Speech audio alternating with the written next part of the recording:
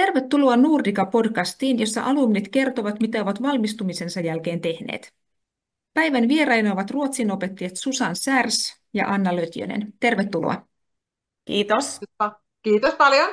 Joo, no, Susan ja Anna, te olette molemmat työskennelleet pitkään Helsingissä normaalikoululla ruotsin opettajina ja ohjaavina opettajina. Kertokaa vähän teistä itsestänne ja teidän opinnoista ja millaista teidän työ on. No, mä oon työssä, jota mä rakastan ja en ole päivääkään miettinyt koskaan mitään muuta uraa ja sattuman kaupalla tälle uralle ajauduin, eli tämä ei ollut mun nuoruuden haaveammatti lainkaan. Jes, ja mä voin, eli äsken oli Susanin sanat ja mä yhdyn niihin ehdottomasti. Ja joo, se on juuri näin. Siis, mä oon ollut, meillä on hyvin eripituinen norssiura ehkä Susanin kanssa. Et Susan on ollut pitkään norssissa, mä oon ollut 5 vuotta. Meillä on työurat on suurin piirtein samanpituisia parikymmentä. Olisiko näin suurin piirtein vuosia? Kyllä. Joo, ja näin, mutta joo, mutta juuri näin. Mä jaan ehdottomasti nämä samat ajatukset Susanin kanssa, että siis ihan joka päivä tämä on fantastinen seikkailu, tämä opettajan ammatti kyllä, ehdottomasti. Joo, jos Niin, sano vain. Kysy vaan, Eeva. Joo. Niin, minun piti kysyä, että millä luokka-asteella tai millä niin kouluasteella te opetatte ja opetatteko te jotain muutakin kuin ruotsia? No, mulla on alun perin ollut pääaine saksa, germaaninen filologia, mutta sitä en ole ihan kuin muutaman vuoden urani aikana opettanut, ja sitten tein kyllä pääaineen laudaatturopinnot myös Nordicalla, ja se on se mun opetettava aine ollut oikeastaan koko uran aikana, tosiaan 2001 tulin kakkosnorssiin, ja sieltä kakkosnorssi muuttui viikinnorssiksi, ja sitten Ratakadulla on ollut jo vuodesta 2008,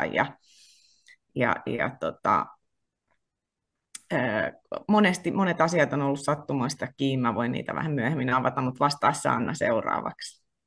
Joo, eli mä oon siis, kuten Susan, niin, mäkin olen aloittanut siis muulla kuin ruotsilla. Eli mä aloitin vuonna 1996, siis todella kauan sitten, niin se oli silloin nimeltään romaaninen filologia, muuttui sitten ranskalaiseksi filologiaksi, ja se oli mun pääaine alun perin, mutta sitten mä aloin opiskelemaan ruotsia molemmista, niin kun opiskelin sitten ne laudaatturopinnot ja näin, mutta kuten todellisuus suomalaisissa kouluissa on, niin työtehtävä on ollut aina pääosin ruotsin opettaminen, että sitä ranskaa. Mulla on ollut sitten sellaisia niin kuin, yläasteen valinnaisranskaa tai lukion joku yksittäisiä kursseja, tai mulla on ollut varhennettua ranskaa myöskin 2 vuotta, eli ihan niille pienille ykkös-kakkosluokkalaisille ala-asteella ja näin. Mutta meidän molempien työtehtävään kuuluu siis, me opetetaan molemmat, kun me ollaan Ratakadulla, niin meillä on semmoinen systeemi, että kaikki opettajat opettaa siellä sekä yläasteella että lukiossa, tai siis nykytermein yläkoulussa ja lukiossa. Ja veikkaan, että me kaikki ollaan sitä mieltä, että se kombo on niin kuin, tai ainakin veikkaan, että me 2 ollaan sitä mieltä, että se kombo on niin kuin todella antoisa, se yläastelukio. Joo, ja siis mä oon opettanut ihan vaan muutamia vuosia urani aikana alaluokilla, mutta pidin siitä todella, todella paljon. Ja ehdottomasti, niin kuin Anna sanoi, että me useimmat norssinopettajat tykätään siitä, että on molemmilla asteilla, ja nykyään meillä on Ratakadulla myös alaluokat, mutta se on tämmöisistä lukujärjestysteknisistä syistä tosi haastavaa, että se on käytännössä mahdotonta sitten opettaa 3 asteella, koska ala-asteella tunnit on eri pituisia ja lukion tuntipaikat ei jousta, se on tämä hankala kombinaatio, että ehkä se mun haave ei nytkään toteudu, vaikka meillä on oma ala-aste, mutta opettaisin myös alaluokilla erittäin mielellään, jos olisi mahdollista. Joo, ja mä voisin kanssa jatkaa tuosta siis, että kun kieltenopettajaksi valmistuu, niin sitähän sitten voi olla just niin kuin tavallaan minkälainen se työtehtävä kokonaisuus vaan voi olla alaluokilla pelkästään tai ala-yläkoulu tai näitähän on näitä tämän tapaisia kouluja kuin meillä meillä on niin kuin tämä Ratakadun Norssi, niin, missä on siis yläkoulu ja lukio yhdistelmä, niin niitähän on kuitenkin lukumääräisesti huomattava vähäinen määrä verrattuna sitten sellaisiin, missä on yhtenäinen peruskoulu 1–9 ja sitten lukiot on sitten niin kuin irtona helposti. Että varmaan niin kuin aika monella kieltenopettajalla on työtehtävänä sitten niin kuin koko yhtenäisen peruskoulun esimerkiksi kielten opetusluokilla sitten siellä 1–9 välillä, mitä siellä nyt onkaan. Mutta niin kuin Susan kanssa sanoi, niin mulla on ollut myös niitä alaluokkia, on ollut siis se varhennettu ranska, ja se onnistui 2 vuotta ympätä tuohon mun lukkariin tuolla Ratakadulla, ja se oli, niin kuin Susankin sanoi, se oli siis niin hauskaa, ja se oli ihan kuin hyppy toiseen maailmaan,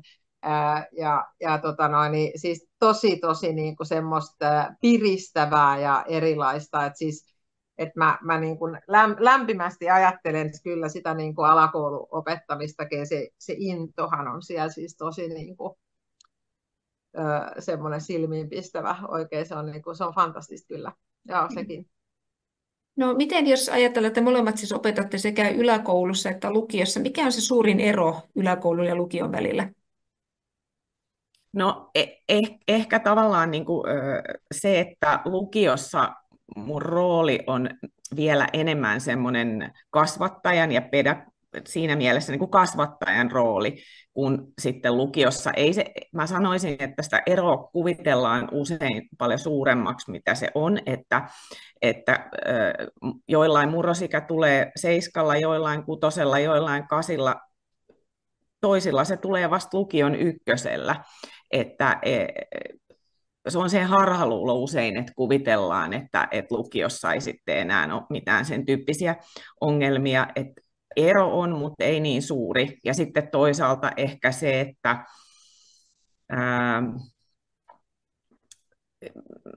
lukiossa ehkä kokonaisuudet on isompia sitten, jos mietitään arviointia ja kaikkea sen tyyppistä, että se on niin kuin sit pienemmässä skaalassa siellä peruskoulun puolella. Ja lukio, kun on kurssimuotoinen, niin tietysti se tahti on koko ajan kovempi. Ja ne tietyt tavoitteet, mitkä pitää saada.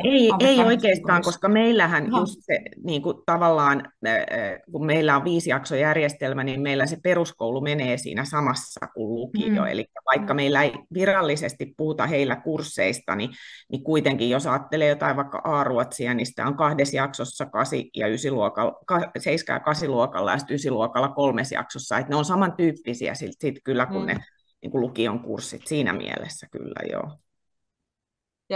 Ja juuri näin. Ja sitten mä voisin ehkä noihin eroihin vielä lisätä sen, että tietysti kun niin kun peruskouluun, niin peruskoulussa meillä, siellä on siis kaikki tietenkin peruskoulussa. Ja sitten se tarkoittaa sitä, että se semmoinen niin kun, se hajonta on oppilaiden välillä niin kuin paljon suurempi tietenkin kuin esimerkiksi, jos me nyt verrataan ihan täsmällisesti meidän lukioon. Joka on aika semmoinen, niin kuin se osaaminen on sillä tavalla aika niin kuin samassa haarukassa, kun ne tulee hirveän korkealla keskiarvolla. Tänä vuonna 9,62 oli keskiarvo, niin keskiarvoraja, niin niillä on siis se osaaminen on sellaista niin kuin, aika samanlaista niin kuin keskenään, kun ne tulee sinne lukioon. Se hajaantuu sitten se osaaminen siinä niin kuin matkan varrella lukiossakin, mutta peruskoulussa me joudutaan niin kuin tavallaan se ero on ehkä siinä, että peruskoulussa niin kuin aika paljon joutuu siinä opetuksen lomassa, niin kuin, että se eriyttämisen tarve on valtavasti paljon suurempi peruskoulussa kuin lukiossa, vaikka sitten, kuten sanottu, niin lukiossakin se osaaminen, me tiedetään kaikki se, että kun päättöarviointia annetaan, niin päättöarvosana 9 jostain peruskoulusta voi sisältää aivan erilaisia taitoja kuin päättöarvosana 9 jostain toisesta peruskoulusta. Eli sitä hajontaa on siis meidänkin keskiarvon niin kuin lukiossa on siltikin, ja sitten se vielä niin kuin hajaantuu ehkä sinne, mitä enemmän ne niin kuin pidemmälle lukiossa opiskelee, koska sitten ne alkaa ikään kuin ajautumaan sille polulle, että ne jotkut kirjoittaa ruotsin, ja jotkut ei kirjoita, vaan ne priorisoi ehkä muita aineita, niin siinä tulee semmoista niin kuin hajaantumista, mutta se semmoinen niin kuin tietynlainen ehkä niin kuin, eriyttämisen tarve ja se semmoinen tosi niin kuin, konkreettinen niin kuin jotenkin peruskoulussa semmoinen niin kuin oppilaan tuki on ehkä, niin kuin, ne on sellaisia aika semmoisia enemmän niin kuin läsnä olevia kuin sit lukiossa, vaikka sielläkin tuetaan ja siellä eriytetään ehdottomasti, mutta peruskoulussa niin kuin, ne on enemmän, koska se hajonta siellä oppilaiden välillä on niin paljon suurempi. Aivan. Kyllä, tässä olet ihan oikeassa, Anna. Ja tässä erityinen tuki tuli vähän puheeksi nykyään, jos ajattelee medioita, niin sehän on se, mitä koulumaailmasta puhutaan medioissa, niin se on ihan oma lukunsa. Miten mieltä te olette niin kuin tästä? Miltä teistä tuntuu, kun lehdissä kerrotaan, miten vaikeaa opettajilla nykyään on? No mä en identifioidu siihen yhtään. Mä en tiedä, että johtuuko se siitä, että mä oon niin kivassa koulussa, vai mistä se johtuu, mutta siis toisaalta kuitenkin mulla on tätä uraa takana tosi pitkään, ja mä en ole koskaan identifioitunut siihen, no, mä oon onnekas siinä, että meidän koulussa on hyviä erityisopettajia ja tukea on saatavilla, mutta joo, en identifioidu siihen. Joo, ja jälleen kerran nähtävästi me ollaan siis tosi saman niin kuin,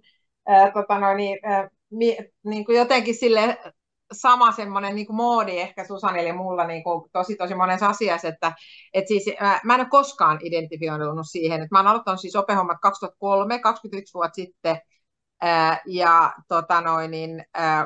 3 ekan viikon aikana, kun mä aloitin koulun siis opettajana silloin ihan vastavalmistuneena, niin silloin mä tajusin, että hei, tämä työhän on siis ihaninta, mitä ikinä ihminen voi niin kuin tehdä. Vaikka mä olin silloin vähän siis itsekin sellaisten niin kuin lehtitietojen varassa jotenkin, niin kuin, että koulussa on jotenkin semmoista tämmöistä näin. Ja silloin mä aloitin siis 2003, mä aloitin opettaa Vuosaaressa. Eli Susan puhui äsken, että ehkä hänellä on niin ihana koulu, että voiko se vaikuttaa siihen, mutta esimerkiksi mä aloitin Vuosaaressa, mistä moni sitten taas ajattelee, niin kuin, että Ratakatu, Etelä-Helsinki ja sitten taas Itä-Helsinki, että ne olisi niin kuin yö ja päivä jotenkin sillä mutta sitten taas mä en niin kuin ollenkaan jaa sitäkään ikään kuin yleisajatusta ollenkaan, että nyt mä niin kuin,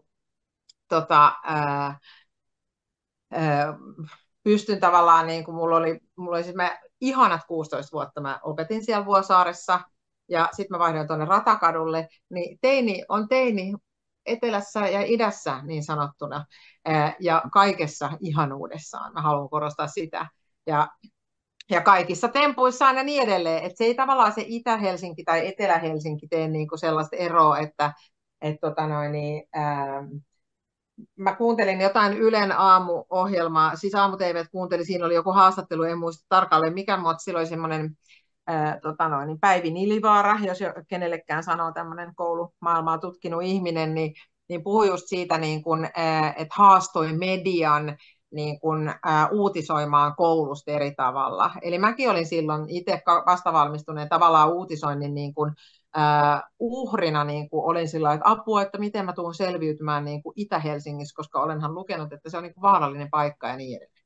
Tällaista. Ja sitten kun mä menin sinne, niin mä tajusin, että apua, että siis miten väärässä mä olinkaan. Onneksi olin väärässä ja näin, mutta se medioista tuleva kuva on siis, se on kaameeta, että siellä annetaan niin väärä kuva koulumaailmasta, koska se on niin kuin, suurimmaksi osaksi niin antoisaa me ei tietenkään ole Susanin kanssa, ei tarkoiteta sitä, etteikö meillä olisi asioita ja ongelmia, jotka niin kuin tulee eteen ja niitä pitää ratkoa tietenkin, mutta se niin kuin, tavallaan se työn ydin on ihan kaikkea muuta kuin, niin kuin se median antama semmoinen niin kuin, uupumiskuva tai semmoinen jotenkin, että koulussa on kamalaa ja siellä tapahtuu pelkästään kamalia asioita. Se ei lainkaan ole niin. Ei ole Vuosaaressa eikä ole Etelä-Helsingissä.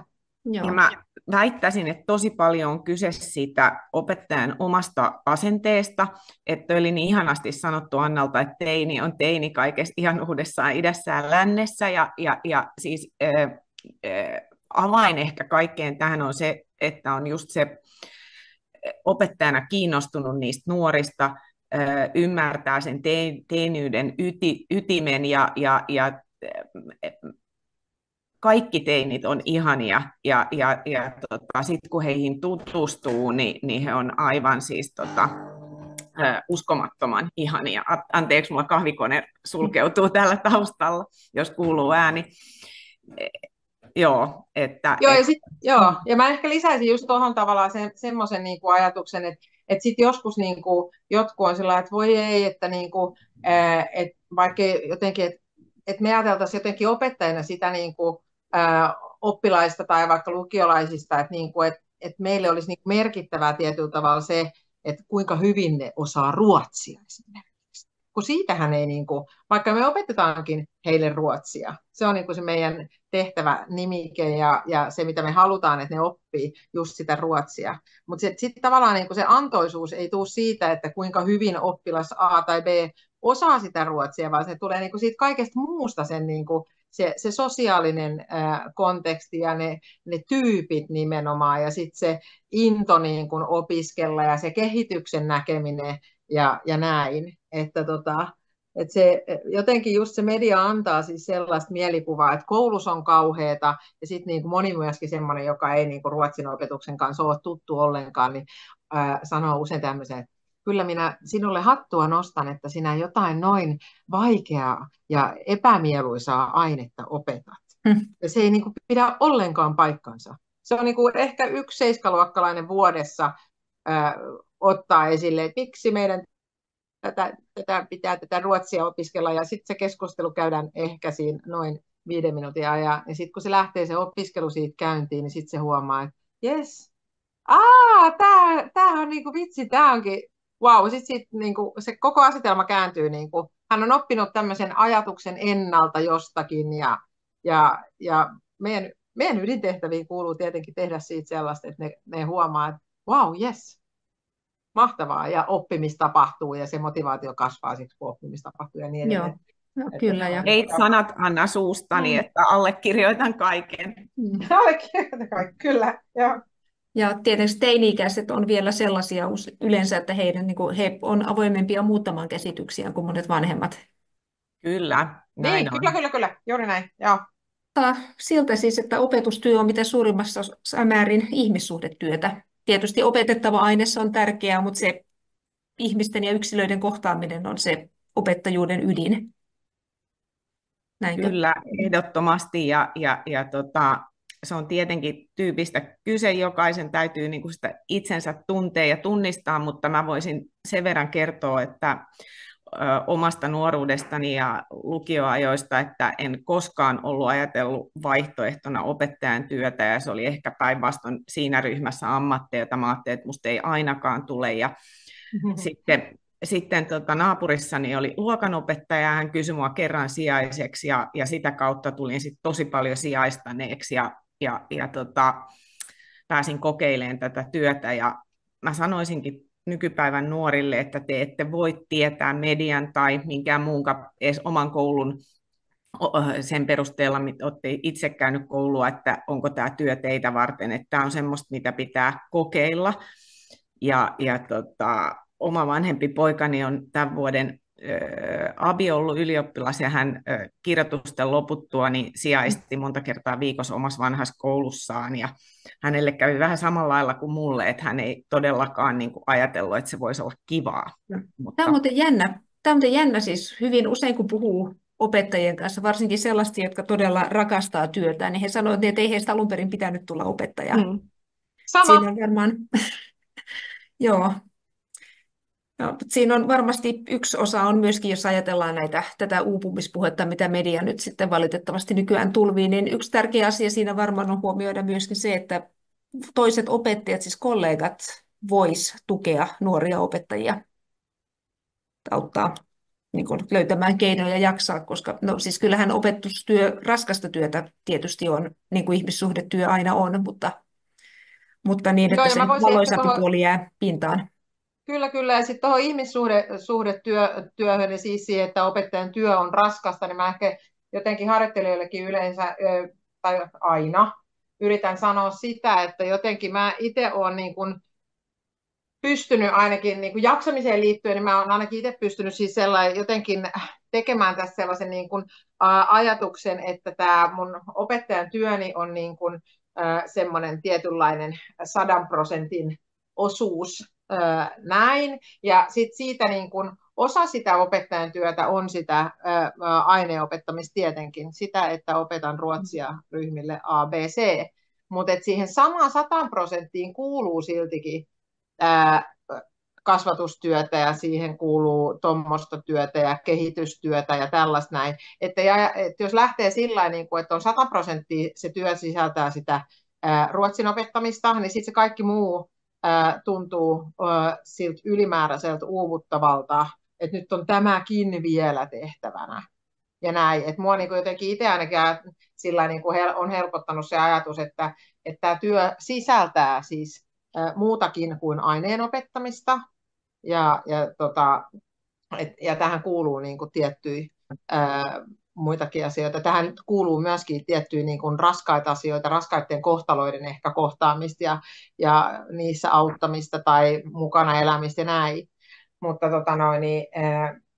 Mutta niin kuuluu monen muuhunkin ammattiin, Kyllä. lääkärin ammattiin. Ja toisaalta puhutaan sit aina, niin kuin, ja kuulee, että monet nuoret opettajat haluaa niin kuin rajoittaa sen työnsä 8-4.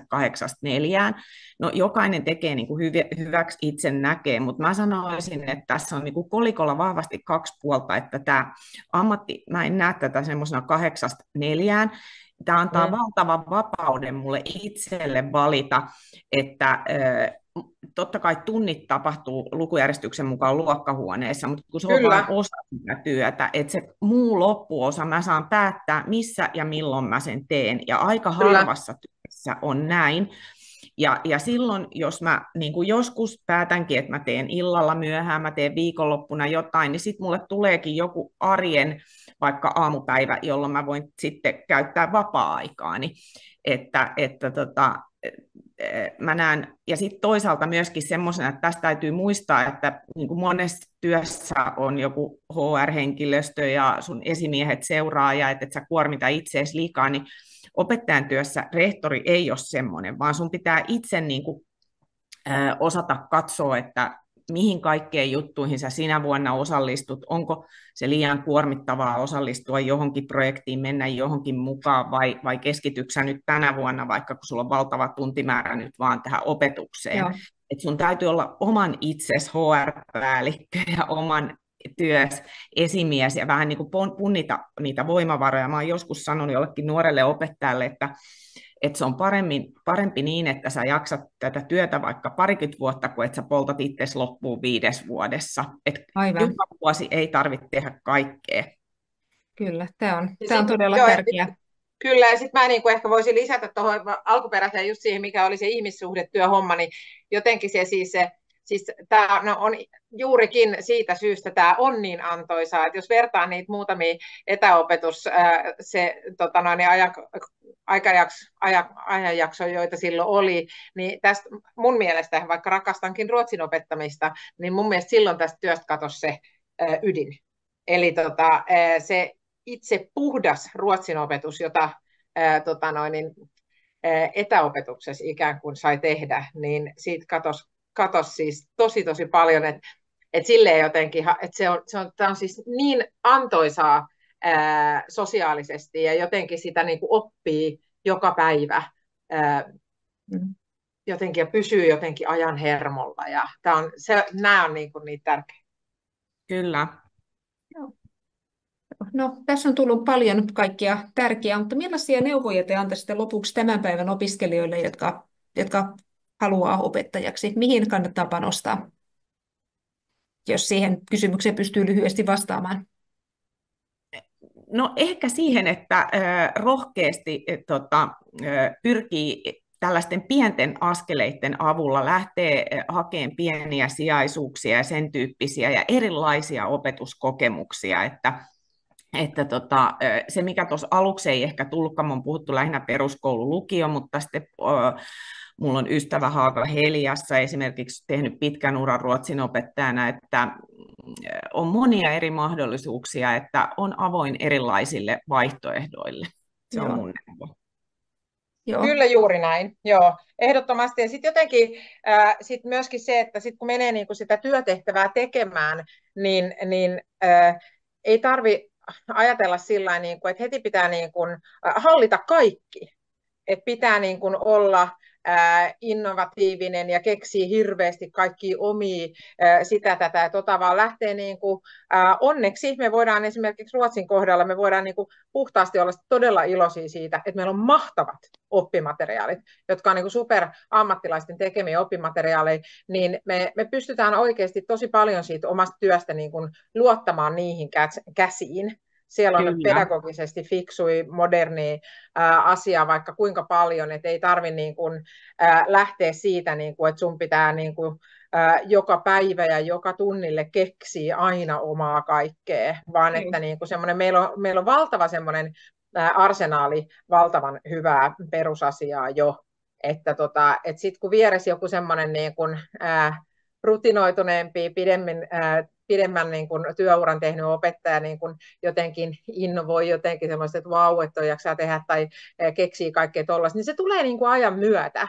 Se semmoinen, että sitten kun se opetus alkaa tuntua niin kuin sellaiset, että nythän tämä alkaa menee, niin sitten sitä aikaa alkaa niin kuin, riittää aikaa ja energiaa ja semmoista ideointikykyä alkaa riittää niin kuin, varsinkin ehkä just sitä aikaa, kun sitten se tavallaan se alun se semmoinen, kun aluksi menee aikaa kaikkiin oppimateriaaleihin ja tuntisuunnitelman tekemiseen ja kaikkea tämmöiseen, niin sitten sitä aikaa alkaakin niinku siitä jäämään yli, niin sitten pystyy alkaa sit niinku sitä jotenkin sit tekemään niinku ehkä lisäilemään sinne kaikkea ja näin, mutta ei tarvitse niinku ajatella semmoista, niinku, että pitää heti hallita kaikkia jotenkin näin.